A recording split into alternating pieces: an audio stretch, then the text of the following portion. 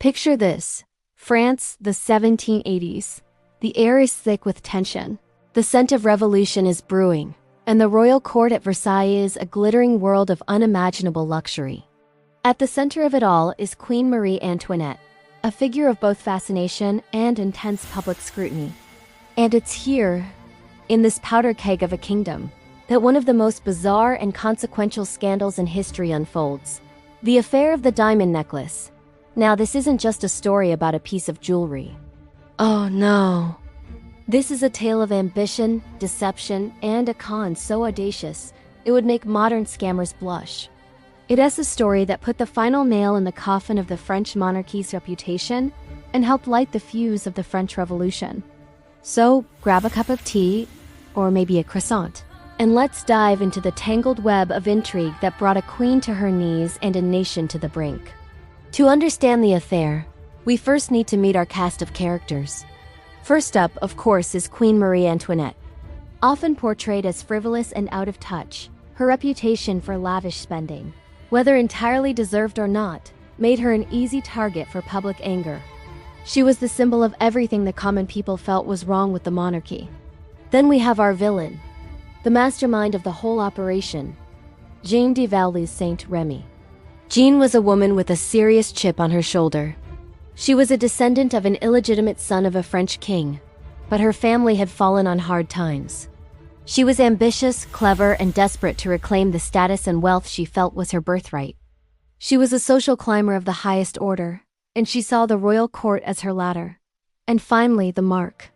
The poor, duped soul at the center of this scheme, Cardinal de Rohan. The cardinal was a powerful and incredibly wealthy churchman from a prominent noble family. But he had one major problem. He was desperate to win back the favor of Queen Marie Antoinette. He had fallen out with her years ago and was completely excluded from her inner circle. This desperation, this singular focus on regaining royal approval, made him the perfect pawn in Jeanne's game. Now let's talk about the star of the show.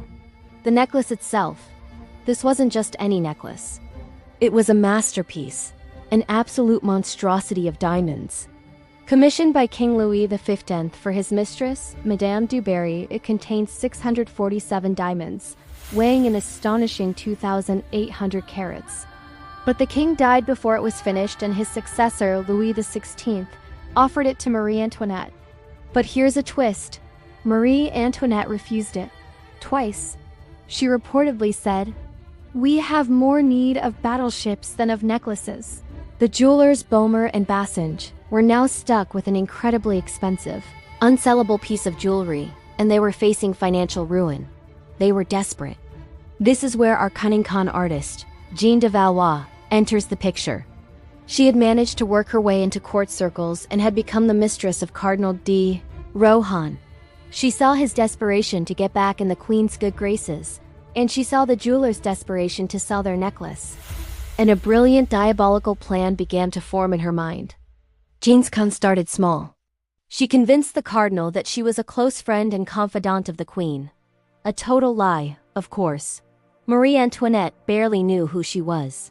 To prove her connection, Jeanne began to facilitate a secret correspondence between the cardinal and the queen.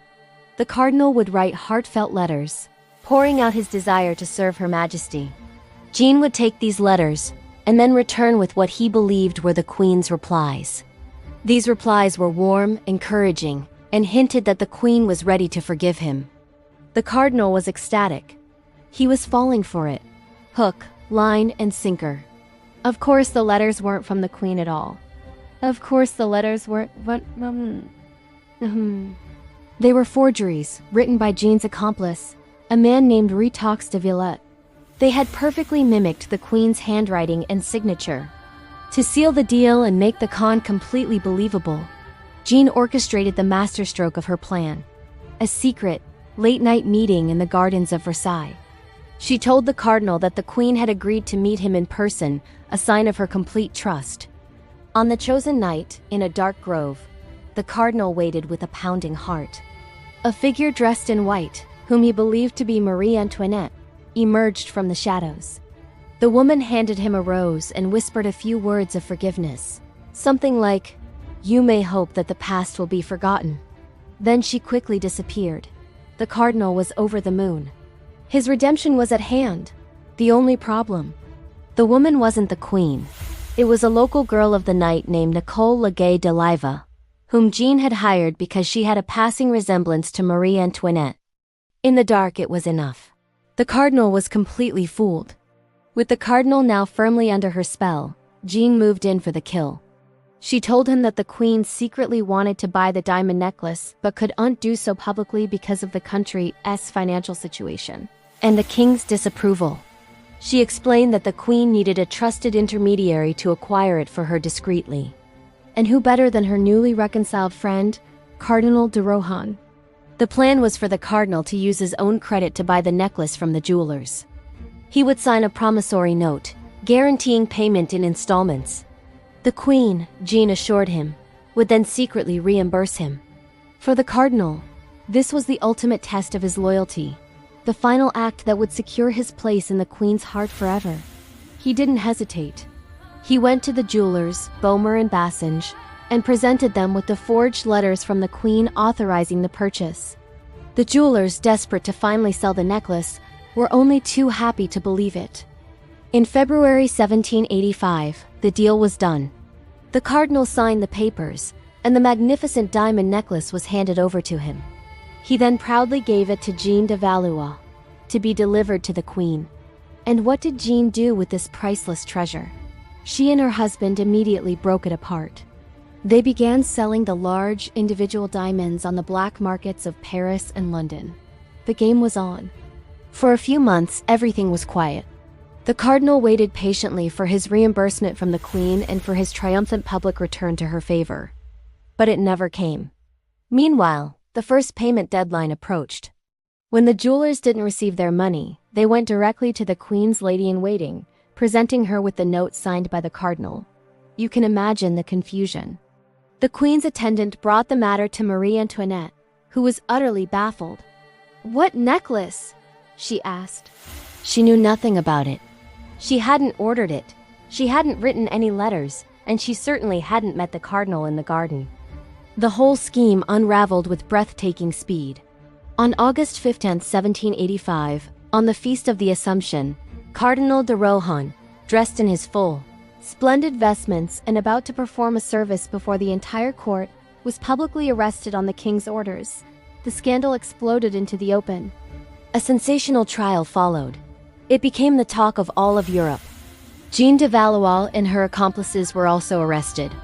But the outcome was a public relations disaster for the monarchy. The Fidinal, despite his incredible naivety, was seen by the public as an innocent victim of court intrigue. He was acquitted of all charges to wild public celebration. The forger, Villette, was banished. The prostitute Nicole was acquitted. But Jean de Valois was found guilty. She was sentenced to be flogged, branded with a V for Voluce thief, and imprisoned for life. However, she later escaped and fled to London, where she published her memoirs, full of scandalous and mostly false accusations against Marie Antoinette, further poisoning public opinion against the queen. And what about Marie Antoinette? Even though she was completely innocent, the victim of a con that exploited her name, the public didn't see it that way. The trial solidified her image as a deceitful, extravagant, and morally corrupt figure. People thought, even if she didn't do it, it sounds like something she would do. The affair confirmed every suspicion they had about the decadence and corruption of the monarchy.